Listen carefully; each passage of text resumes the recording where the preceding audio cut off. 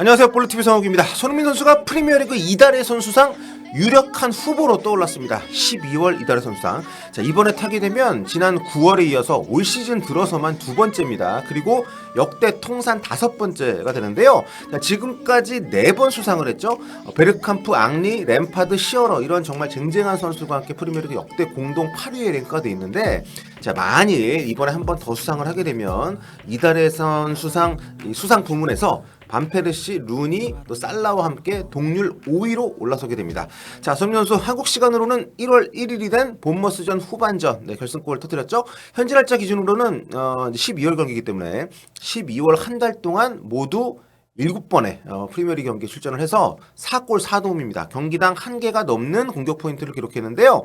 이 수치는 12월 프리미어리그 경기에 출전한 모든 선수들 가운데 단연 최고입니다. 보시면은 지금 유력한 후보가 현지에서는 솔랑케 선수가 거론이 되고 있어요. 솔랑케 선수가 6경기에서 6골입니다. 그리고 손흥민 선수가 7경기에서 8개 공격 포인트 4골 4도움. 그리고 토트넘의 히샬리송도 5골, 굉장히 많은 골을 넣었고요. 첼시의 파머, 그리고 울버햄튼의 쿠냐, 이 정도가 좀 유력한 후보군이라고 생각이 되는데, 자, 손흥민 선수 정말 7경기 출전해가지고 그 중에 4경기 풀타임, 나머지 3경기는 또 88분 이후에 교체가 됐습니다. 정말 거의 체력을 갈아 넣으면서 힘든 와중에도 좋은 성과를 냈고요.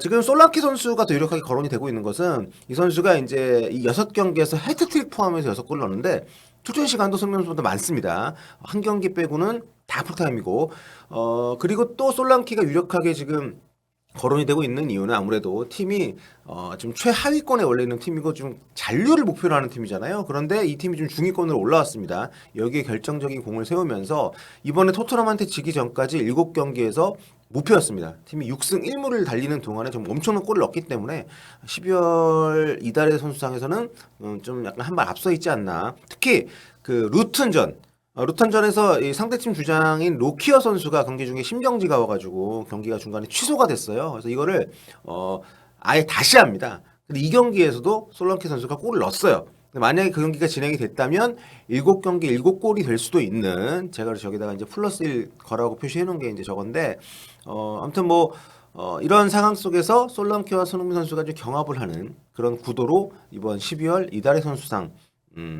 그 선정은 진행이 되지 않을까, 개인적으로는 그런 생각을 하고 있는데, 아무튼 참 손흥민 선수 정말 대단한 것 같습니다. 최근 보면 확실히 지친 게 눈에 띄는데도 불구하고 정말 매 경기 좀 자신의 어떤 역량을 발휘하면서 공격 포인트 기록하고 또 팀이 최근에 좋은 성적을 다시 되찾는데 결정적인 역할을 하고 있습니다.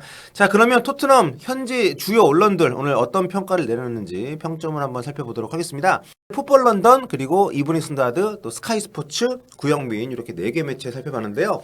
먼저 쫙 보시면은 손흥민 선수 같은 경우에는 지금 8점, 8점, 7점, 7점 이렇게 받았습니다.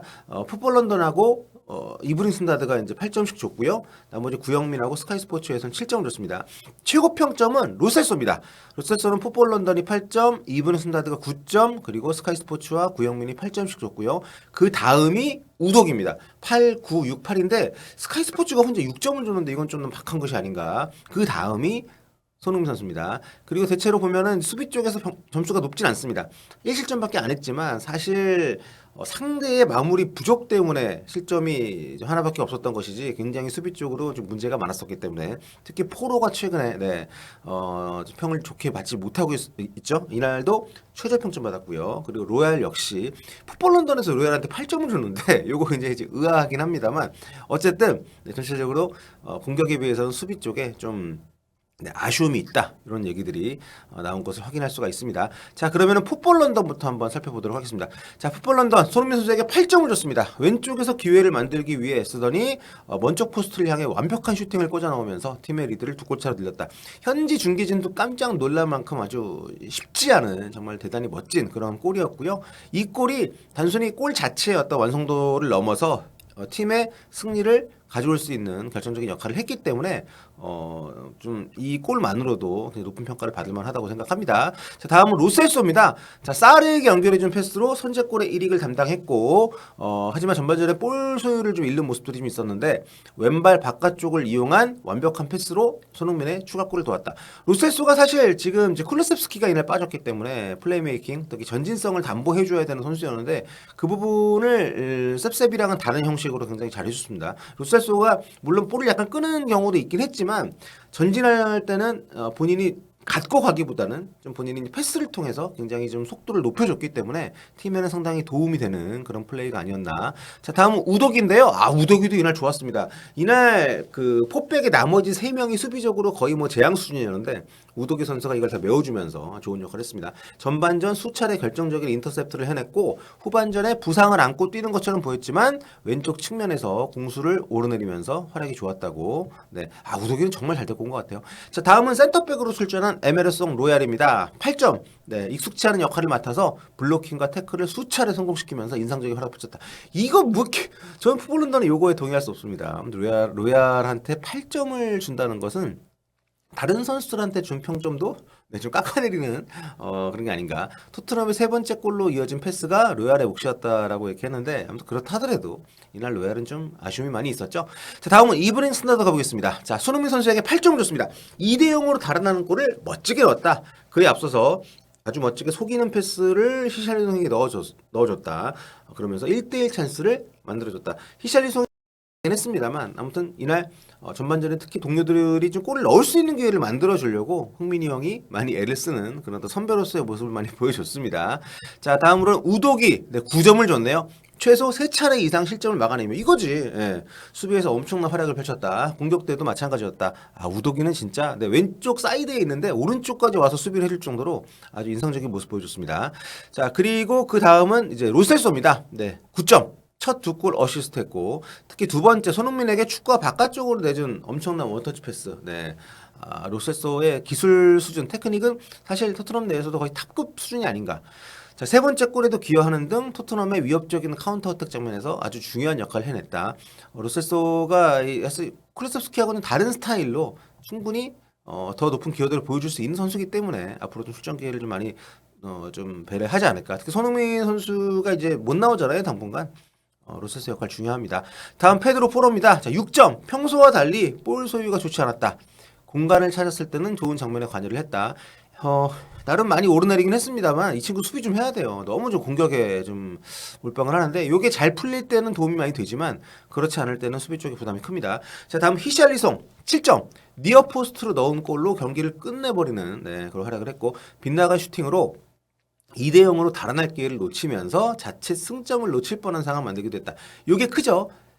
손흥민이 없을 때, 그러니까 히샬리송이 계속 좀 못 넣어주는 상황들이 매 경기 나옵니다. 이거를 이 친구가 좀 빨리 가다듬는다면 1월 이적 시장에서 뭐 스트라이커 영입설도 잦아들 거고 손흥민이 없는 상황에서 굉장히 자신의 어떤 가치를 더 끌어올릴 수가 있을 텐데 과연 잘 해낼 수 있을지. 빌드업 과정에서도 좋은 역할을 했다고 또 좋은 평가를 내렸네요. 다음은 교체로 투입됐던 호이비에르입니다. 7점 좋네요. 높게 좋네. 자, 힐에게 찬스를 만들어준 돌파를 비롯해서 몇 차례 좋은 움직임이 있었다. 선발로 나올 때보다 교체로 투입될 때 수비보 역할을 더 잘해내는 것처럼 보일 때가 있다. 근데 저는 모르겠습니다. 호이비에르가 전체적으로 좀 상황을 잘 못 읽는 것이 아니고 물론 경기를 뛰다 보면 동료들의 상황을 잘 못 볼 수 있어요. 그런데 다들 많이 기억하실 겁니다. 이날 교체로 투입됐던 벨리스가 그 부상, 근육 부상 와가지고 못 뛰었잖아요. 못 뛰어가지고 교체가 이제 추가 교체 카드가 없기 때문에 벨리스가 이 어린 놈의 녀석이 팀을 위해서 뛰겠다고 막 움직이고 있는데 거기다가 역습 상황에서 왼쪽에 손흥민 들어가는데 그거 못 보고 또 벨리스가 다친 것도 못 보고 벨리스한테 밀어줘가지고 벨리스가 결국 그 상황에서 안 그래도 뭐 교체 아웃이 됐겠습니다만 정말 큰 고통을 호소하면서 쓰러지는 모습이 있었기 때문에 그 부분은 굉장히 좀 정말 우픈 그런 장면이었습니다. 자, 다음은 이제 구영민입니다. 손흥민 선수에게 7점 줬고요. 놀라운 득점을 통해 부진하던 오후를 기분 좋은 오후로 바꾸었다. 이게 좀 문구를 매만지면 그러니까 전반전에 굉장히 부진했다. 근데 골로 약간 좀 세탁했다 뭐 이런 느낌의 평점인데 근데 그러면서도 이 골, 이 정말 멋지게 넣은 골에 대해 원더풀리 테이큰 골이라는 표현을 썼고 그러면서 본모스에 쫓기던 토트넘의 부담을 덜어내줬다. 자, 이런 평가를 내렸습니다. 손흥민 선수의 그러니까 모르겠습니다. 전체적으로 전반전에는 부진했던 게 맞죠. 근데 저는 제가 입중계 때도 말씀드렸습니다만 본인 스스로 자신의 에너지 총량을 이제 알고 90분을 뛰어야 되기 때문에 조절하는 느낌을 받거든요. 그런 어떤 노련함이 이날 후반전에 멋진 골장면까지 이어지는 그런 계기가 된 것이 아닌가. 다음은 로셀소입니다. 자, 8점. 뛰어난 활약으로 2도움을 기록했지만 종종 공을 오래 끄는 건 아쉬웠다. 평점은 8점을 줬는데 뭐 평가는 썩. 네. 자, 그다음은 로얄인데요. 5점 줬습니다. 저는 이 정도가 맞다고 봅니다. 예. 솔랑케에 끌려다니다가 슈팅을 허용할 때는 넋을 놓더라. 솔랑케가 마무리를 이날 못해서 그렇지 진짜 개 털렸습니다. 토트넘은 새로운 센터백이 너무 필요하다. 존슨에게 좋은 연결을 해준 덕에 세 번째 골이 나올 수는 있었다. 근데 기본적으로 센터백으로 나왔는데 욕먹을 상황은 아니라고 봅니다. 팀이 정말 총체적 난국인 상황에서 다이어가 나오는 것을 로얄이 막아주고 있잖아요. 예. 하지만 어쨌든 좀 센터백으로 뛰는 경기가 많아지면 안 되지 않을까. 개인적으로는 그런 생각이 들게 하는 그런 경기였기 때문에 아무튼 여러 가지로 좀 토트넘 입장에서는 좀 고민거리가 늘어나고 있는 최근 상황이 아닌가. 자, 다음은 벤탄쿠르입니다. 자, 발목 부상에서 깜짝 복귀한 경기였지만 날카로운 모습을 보였다. 그럼에도 불구하고 동료들의 엉성한 패스로 인해서 지원을 별로 받지는 못했다. 다음은 파페 사르입니다. 7점을 줬는데 좋았어요. 좋았는데 경기를 많이 못 뛰었죠. 초반에 이제 골을 넣으면서 아주 기세를 올렸는데 좀 부상을 당하면서 30분 만에 교체 아웃이 됐습니다. 뭐 어차피 지금 팀 입장에서 보면 네이션스컵을 가든 부상을 당하든 앞으로 한동안은 못 나오는 선수이긴 합니다만 아무튼 지금 비수마가 없는 상황에서 벤탄쿠르하고 사르의 조합이 나쁘지 않았다는 것은 토트넘에게는 좀 긍정적인 부분이 아닌가 이렇게 생각이 되고요. 자, 마지막으로 엔지 포스테코글루 감독 평점을 한번 보겠습니다. 자, 힘든 상황에 봉착할 때도 있었지만 승리를 따내기 충분한 기회를 만들었다. 승리를 따낼 만큼 충분한 기회를 만들었다. 사실 이날 그 포스테코글루 감독이 가장 관심을 모았던 것은 전술적인 이런 게 아니라 상대 벤치하고 싸웠던 거죠. 상대 벤치 쪽으로 가가지고 막 뭐 시비 털고 막 이래가지고 서로 포스테코글루 감독하고 로셀소가 옐로 카드를 받았는데 경기 끝나고 나서는 그냥 뭐 새해 인사하러 간 거였다 뭐 이렇게 약간 눈을 쳤던데 이게 이제 그 벨리스 선수가 쓰러져 있는 상황 때문에 여기에서 좀 빼려고 하는 과정에서 약간 좀 언쟁이 있었던 것 같습니다. 뭐 결과적으로 토트넘이 이기고 뭐 이렇게 마무리가 되긴 했지만 어쨌든 매 경기 토트넘이 부상자가 발생을 하고 있다는 것은 굉장히 감독에게도 스트레스라는 것은 분명한 것 같고요.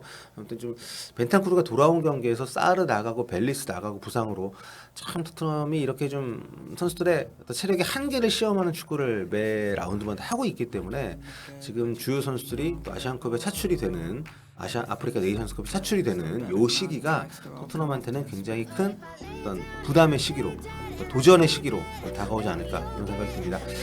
자, 오늘 본머스전 현지에서 어떤 평가를 내렸는지 손흥민 선수의 12월 이달의 선수상 도전 가능성까지 한번 살펴봤습니다. 다음 시간에 뵙겠습니다. 여러분 새해 복 많이 받으세요. So if I play dead, will you regret everything that you did, that you said? I don't think you understand what you're doing, and my heart's black and blue from the bruising. I feel like when I'm with you I'm losing. I feel like you think that this amusing, sitting there gaslighting.